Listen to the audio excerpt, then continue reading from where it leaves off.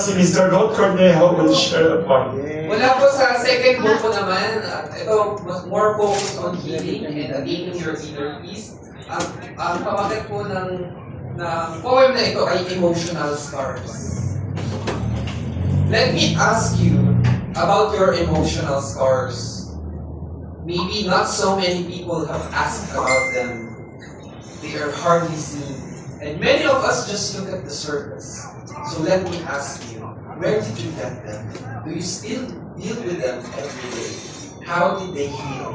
How long did they take to heal? Do they remind you of the things you love or more of the things you fear?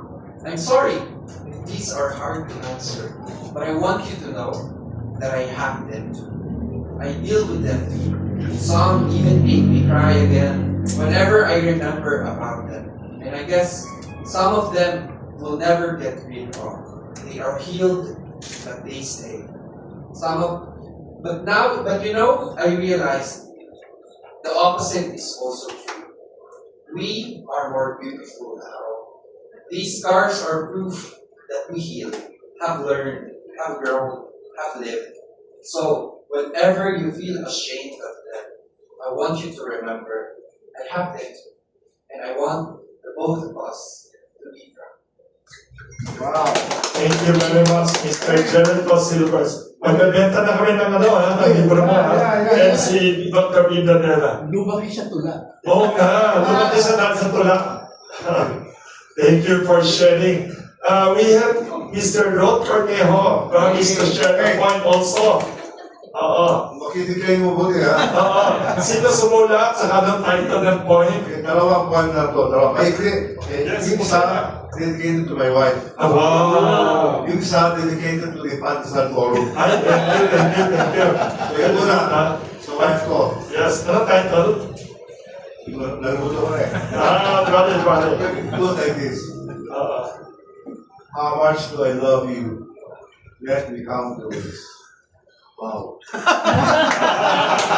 Sa Pakistan Forum. To be or not to be, that is the question. Wow. Kinote ay William Shakespeare. Galing. By the way, ako din pala may poem ako usually sa Abante every Sunday. Inibita nila ako magsulat kasi doon. Nung nasa kolehiyo kasi ako, I used to write poetry sa English and Filipino sa Matanglawin. Nagsusulat ako. I'd like to share a poem lang, di ba? Umahaba. Ito last Sunday poem ko sa Abante, March 8 issue lumabas. Ano to? Kailan magigising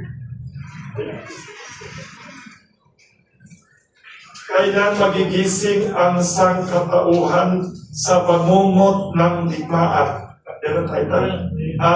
Inspirado ito mula sa Facebook post ni Cardinal Ambo David noong March 6, 2026. Kailan magigising ang mundo sa pamungot? Sa larong digital na kabatayay handog, isang pindot lamang may hiningang naputol. Sa malamig na screen, tao'y aninong gumuho. Isang click, tagumpay ang sigaw. Ngunit sa malayo'y may pusong nadudurog. May tahanang abo, may batang napapikit. Habang langit ay saksi sa dalamhating pilit. Kailan magigising ang isip ng bayan sa digmaang ginawang palabas ng dayuhan?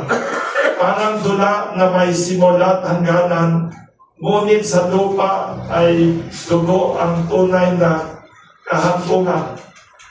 Lumilipad ang misil, sulat ng galit, sa lupa na may higbi ang tanging kapalit. OFW sa disyerto'y tahimik na daing, pangarap na nilamon ng digmaan at dilim.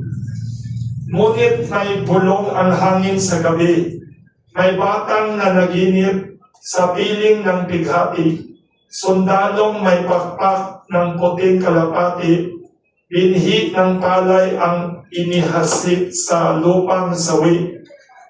Sa tigang na lupa'y sumipol ang lunas, ulap ay hamog, hindi apoy na wawasak.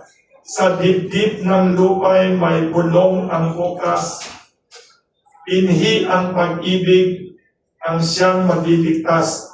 Sa matang bakal ng drone na nagbabantay, may luha sa lupa na radar ay di matunton kailanman. Hindi roon masukat ang haplos ng ina, ni pag-asang kumikislap na tila tala. Hindi mabubura ng code ang pag-asa. Di mahahak ang awit ng sansinukob na sigla. Pag-ibig ang lihim na di kayang lipulin, kahit kulog ng digmaan ay lulubigin. Kailan magigising ang sangkatauhan, bulong ng silangan sa wakas ng digmaan, kapag ang sundado'y naging tanod ng buhay at ang misil ay naging punla sa kaparangan.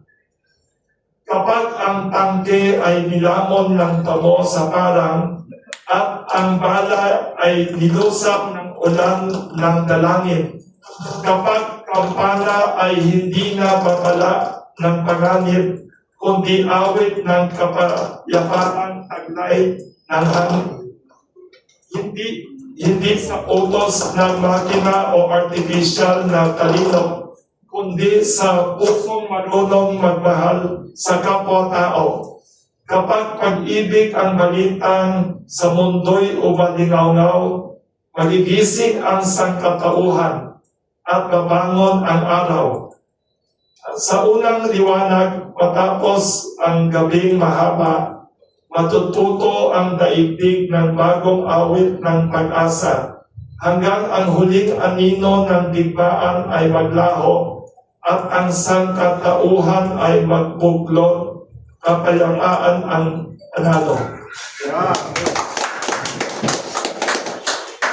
Thank you once again to everyone, to Mr. Serge Ortiz Luis Jr., leader of the business community, also Employers Confederation of the Philippines, and exporters advocate, and mas importante, we should all write about what he said. He is also advocate of micro, small, and medium businesses. Kamuning Bakery Cafe is part of the micro sector, and 99% of bakeries in the Philippines are part of the micro. Kaya I agree with Mr. Serge Ortiz na yun ang isang kawawang sector in a very unjust and chaotic society natin. And thank you to Professor Dr. Binadera, na very resilient siya kahit na nakaproblema siya sa heart problem 2 weeks ago, very resilient siya. Back siya with energy and hope, sharing hope to everyone. And also si Mr. Jericho Silver is very talented and inspiring young person. So, in addition